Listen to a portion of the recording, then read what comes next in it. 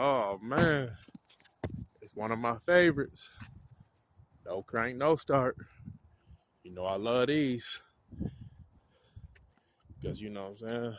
All you gotta do is figure out the problem. You gonna get it started. If it's a crank no start, I don't know.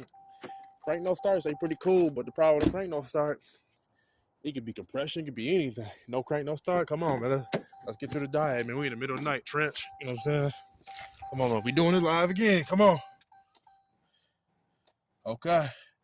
Boom, we press some key. Nothing happening, so I'm walking y'all through this. So boom. Let's come here. Let's look. It's getting dark.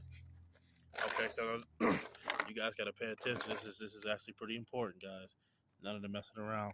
So on this car, on this particular vehicle, it has a starter solenoid relay and it has a starter relay. So this is a pretty tricky one. You can't just jump one. You gotta jump both at the same time. If you just jump one, you ain't gonna get nothing because they put two of the relays on they're on two separate circuits. So K1 is the starter solenoid, which is attached to the starter, and then K3 is the starter. So you gotta jump both.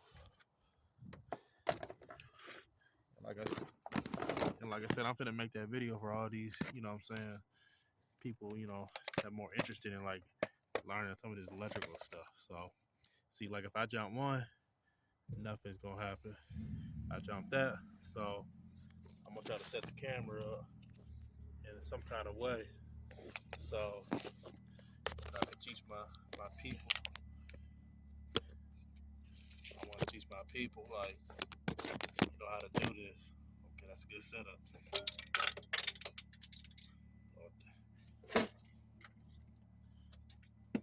Okay, got the setup. See, look, boom. All right, let's do it. Come on. You hear that? Ooh, it's burning my hands too. Come on, one more time. Just, you know what I'm saying? You might try to make a Fruity Loops beat out of this FL Studio. Come on. Okay. So, I'm not going to lie. You know what I'm saying? This is kind of a simple one. I can hear the starter engaging when I hit them together. That automatically lets me know that the circuit is reaching down there. There's only two possible causes in this situation. Either his motor is locked up, which I know it's not locked up because it ran just fine. And that's the reason why when you're doing this, you got to make sure that you ask the customer, how the car ran. He just parked it. We know the motor ain't locked up. We know it's a starter.